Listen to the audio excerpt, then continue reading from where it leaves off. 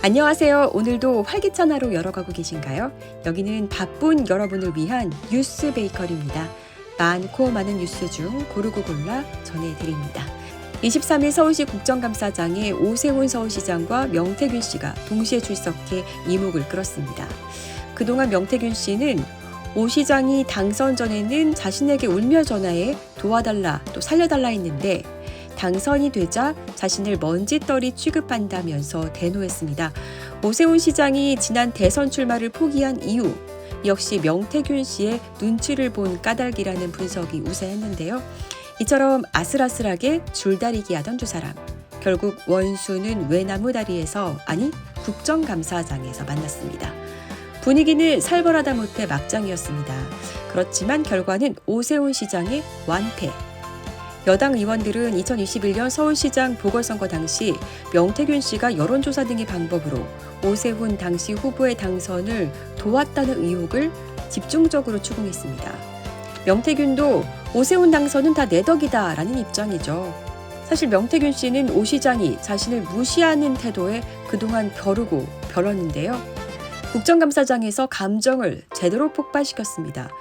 오세훈 서울시장은 명태균 씨를 2번 만났다고 주장했죠. 이것도 만난 건 만난 건데 명태균 씨는 이것보다 훨씬 더 많은 7번 오 시장을 만났다면서 구체적인 날짜와 장소까지 특정해 언급했습니다. 그러면서 오세훈이 도와달라며 질질 짰고 아파트를 사준다며 그 대가성까지 약속했다고 했습니다.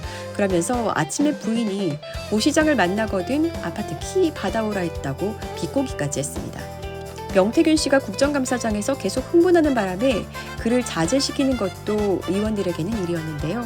국민의힘 의원들과 오세훈 시장의 태도에 결국 명태균 씨 폭탄을 터뜨리고 맙니다. 김영선 전 의원이 오세훈 시장을 도왔던 이유를 폭로한 겁니다. 올드미스 김영선이 오세훈을 사모해서라고 폭탄 발언했고 내가 두 사람이 주고받은 문자를 봤는데 연애 편지가 나온다 이런 말까지 한 건데요.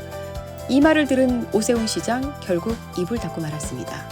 누리꾼들은 국민의힘이 아니라 연애의 힘이냐, 국정감사가 이렇게 웃겨서 개그 코너가 살아남겠냐라는 반응을 보이고 있습니다.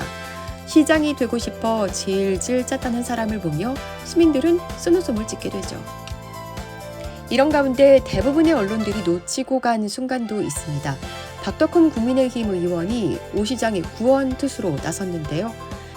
그는 2021년 재보궐 당시 소위 생태땅 때문에 대한민국이 떠들썩했지만 이후 모두 거짓으로 밝혀졌쥬라고 오 시장에게 물었고 이에 오 시장은 짧게 네라고 답했습니다. 그러니까 2021년 오 시장에게 제기된 내곡동 땅 투기 의혹을 재소환한 겁니다.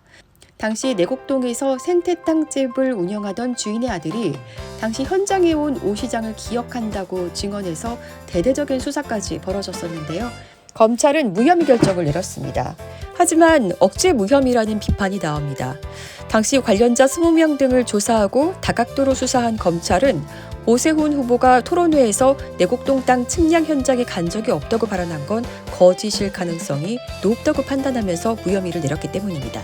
그러니까 박덕흠 의원은 그때처럼 지금도 오세훈 시장이 거짓말 때문에 곤욕을 치르고 있다고 주장하고 싶었겠지만 결국 오 시장이 또다시 위증을 하게 만든 셈입니다. 그러니까 하면 명태균 씨 전날인 22일에는 김건희 씨와 법정에서 만났습니다. 이때도 볼만했겠죠.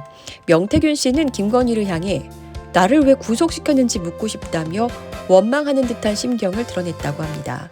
그러면서 검찰이 사건을 조작하고 있다고 고함을 지르는가 하면 김영선 전 의원 공천은 김건희 씨와 상관이 없다며 공천 개입 의혹을 전면적으로 부인했습니다. 그동안 공개된 녹취, 메시지, 자신의 발언 등이 있는데 어떻게 김건희는 공천 개입을 하지 않았다는 얘기를 할 수 있을까요? 명태균 씨는 여전히 김건희의 힘을 믿고 있는 걸까요? 국민은 모두 똑똑히 기억하고 있는데 말입니다. 김건희, 지난 정권 3년 내내 그 이름 석자가 핫했습니다. 정권이 바뀌어도 이슈의 중심에서 멀어지지 않는 김건희 씨입니다. 도대체 일반인에게 출입이 금지된 경복궁 경회로에는 어떻게 들어간 걸까요? 그것도 슬리퍼 질질 끌고 짝다리 짚고 서 있는 김건희 씨의 모습이 담긴 사진을 보며 어안이 벙벙해집니다. 심지어 이날 근정전 용상에까지 앉았다는 거죠. 도대체 용상에는 또 왜 앉은 걸까요? 알고 보니 금거북이 매관매직의 주인공 이배용 전 국가교육위원장이 시켰다는 거잖아요. 시키는 사람이나 또 시킨다고 하는 사람이나 대단합니다. 이런 가운데 이배용 전 위원장의 비서가 곧 특검에 출석한다고 합니다.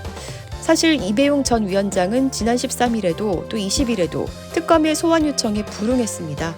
여기에 압색을 받기 전날인 지난달 12일 컴퓨터를 포맷한 것으로 특검은 판단하고 있는데요. 이거 제대로 증거인멸의 도주 우려가 우려되는 상황 아닙니까? 명백한 구속 사유에 해당한다 라고 볼 수 있겠습니다. 내조만 하겠다더니 왕의 자리를 넘본 자, 여성 원장으로서 더욱 폭넓은 소통과 혁신으로 서원의 공공적 가치를 확산하겠다더니 사리사욕에 눈멀었던 자. 지금까지 이런 여성은 없었다. 이것은 개념상실인가 배째란가.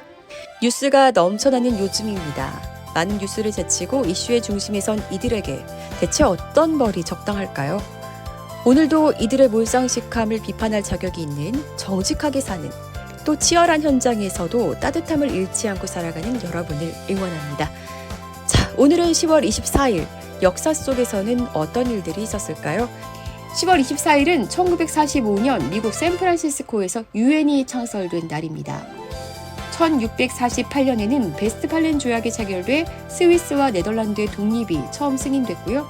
잠비아의 독립기념일이기도 합니다. 또 224, 둘이 사과를 주고받는 날이라고도 하는데요.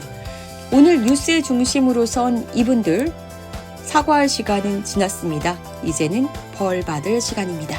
오늘의 뉴스 베이커리였습니다.